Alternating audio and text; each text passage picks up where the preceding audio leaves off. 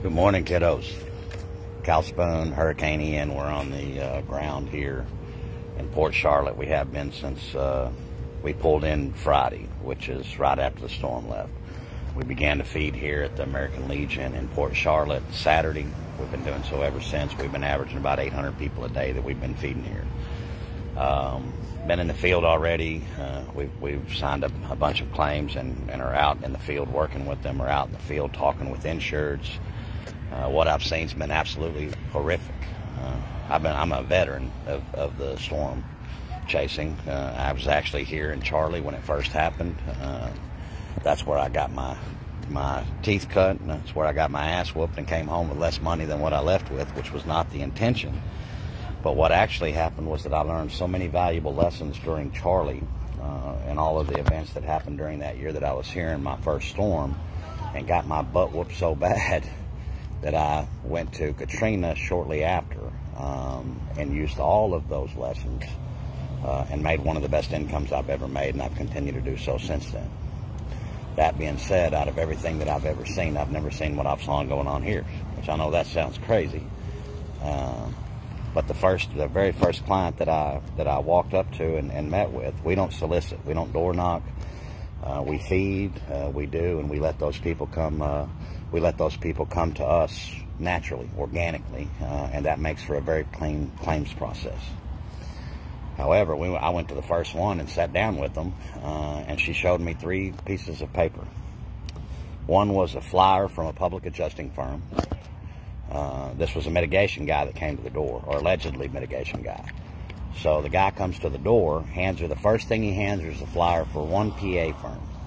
The flyer's illegal, has no license name on, no license number on it. The solicitation statement is there, but it's the very fine print on the very bottom of the back of the flyer.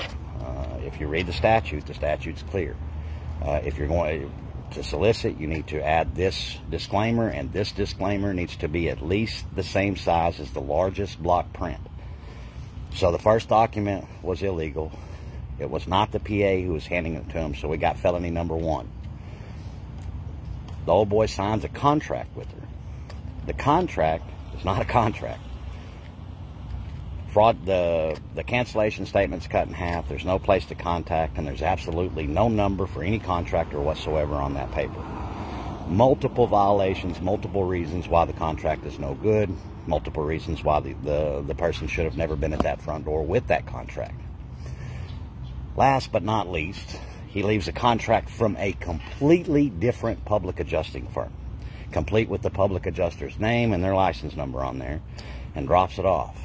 So if you understand what's going on and what just happened, this person committed at least, at a minimum, 3 felonies before he ever walked through the threshold to sign a door. He was not authorized to have any of those contracts because he did not have a license. He was not authorized to solicit, to sale, but yet he had 2 different PA firms and 1 different contracting firm that he signed an AOB on for in one home. That guy and his buddy had probably knocked no less than 100, 150 doors that day.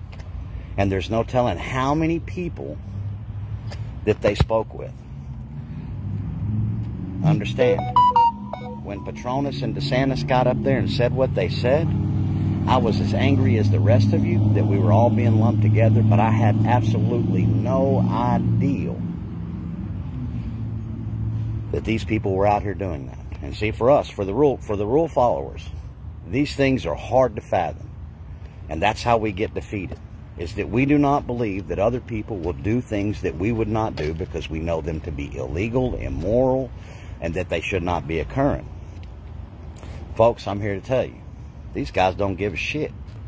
These are elderly folks in this whole community that they went to, signed some horrific paperwork that put them in a horrific bind, and they were representing the public adjusters. They damn sure weren't public adjusters, they damn sure weren't contractors, and they damn sure weren't legitimate people that were out there supposed to be doing what they were doing.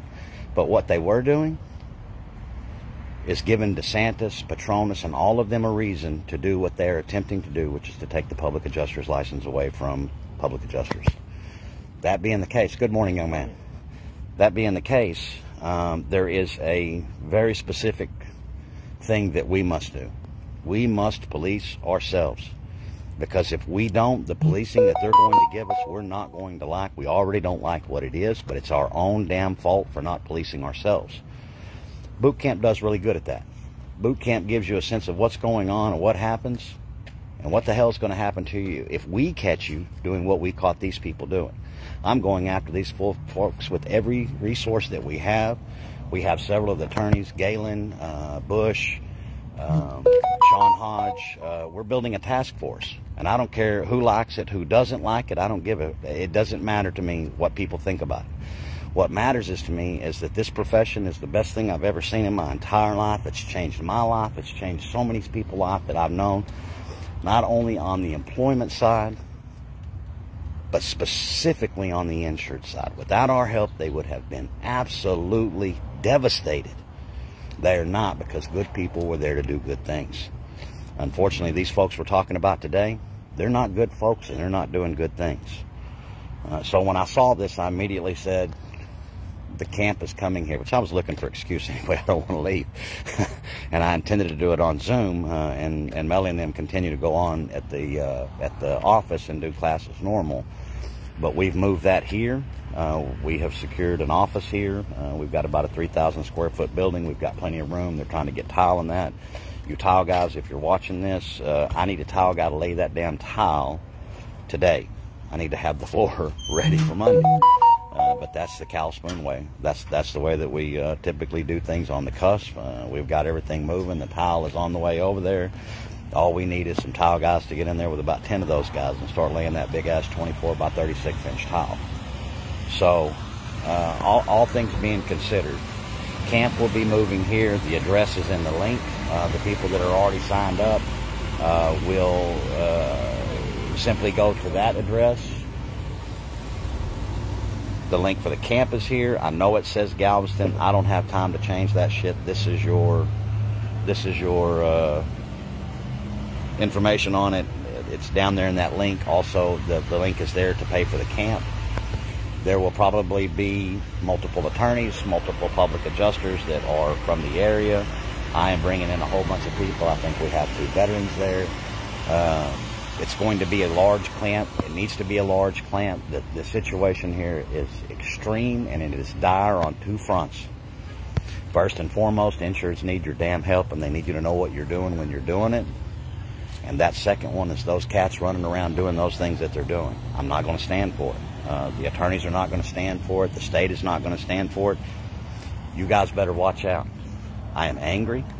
I don't go after my own people very often, but if you're doing it's no if. I've seen it with my own damn eyes. We're coming after you. You can specifically guarantee that you're going to see us doing what the government hasn't done, because they want the situation to get worse so they can eradicate us completely. If we want to stop that, you better get your ass in gear and do something different, because what's going on now is a travesty. They have absolutely every right to be upset, but there's a lot more that they can do to stop it. Cal Spoon, we will see y'all soon. Hope to see you in the camp on Monday.